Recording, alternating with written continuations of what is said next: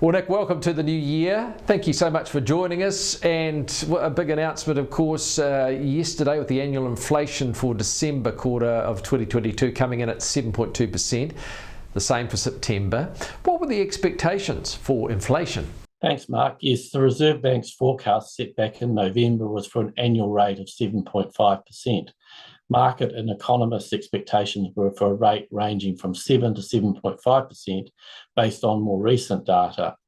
So the actual rate came in a bit lower than the Reserve Bank had expected, but about the same as market expectations. So what were the, major upward drivers for that inflation in that quarter to December 22? The main drivers were food, especially fruit, vegetables, housing and household utilities, especially the costs of building a house and property maintenance, recreation and culture, especially accommodation, equipment and supplies, and associated services.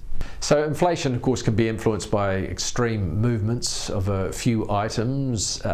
If you strip those away, what is underlying inflation looking like? Bit of a mixed bag, Mark. So trimmed mean measures, which exclude extreme price movements, range from 6.1% to 6.5% for the year. While still too high, the good news is that the upper end of the range was a little lower than what it was back in September. However, on the other hand, the lower end of the range was a little higher, and 72% of items in the basket of the CPI had increases in the December quarter, up from 66% in the September quarter. So the New Zealand dollar certainly had its ups and downs last year. Early this week it was above 65 cents. It's around about that now. What impact will this have, do you think, on inflation? So with regard to tradable inflation, which is for goods and services that are imported or are subject to competition from overseas, that's come under pressure from a weaker exchange rate through most of 2022, although the dollar did strengthen later in the year and has carried that on into this year.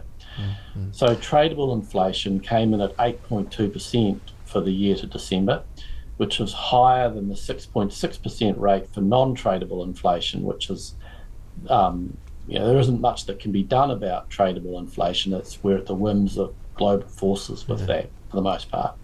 It's non-tradable inflation, which is that for domestic goods and services not subject to overseas competition, that can be more directly influenced by policymakers. The only sort of wrinkle in that is that non-tradable inflation tends to be stubborn and stickier. It's a lot harder. You've got to work pretty hard to get it down once it's up at a higher level. And at 6.6%, it's way too high. So the Reserve Bank, of course, in a month's time or thereabouts, will review the official cash rate, looking at adding another 75 basis points. Is that going to happen, do you think? What are your expectations? Yeah, the Reserve Bank's got a tough decision to make on the 22nd of February. So some commentators are debating whether it should opt for the 75-point increase that it kind of envisaged back in November, or whether it might go for a smaller increase like a 50-point increase. Other countries seem to be easing off on the size and pace of their monetary policy tightening, and recent economic data within New Zealand points to much weaker economic activity. However, cost pressures and pricing expectations remain stubbornly acute, and higher inflation risks becoming embedded and harder to control. The next big bit of data for the Reserve Bank to digest will be the December quarter labour market statistics due to be released on the 1st of February, followed by inflationary expectations survey on the 15th of February.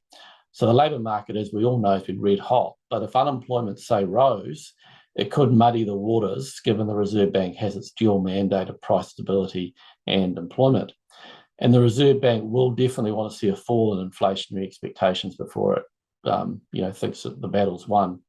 So while the odds of a smaller hike have increased, I think it will stick with a 75-pointer, although admittedly a lot can happen in the next 4 weeks. Well, look what happens in the first 4 weeks. We've got a new Prime Minister who has spoken of the need to tackle this inflation pandemic. What does the government need to do? Yeah, it's really good that Chris Hipkins has emphasised the need to focus on the economy and to reduce inflation. The government certainly has an important role to help the Reserve Bank do its job.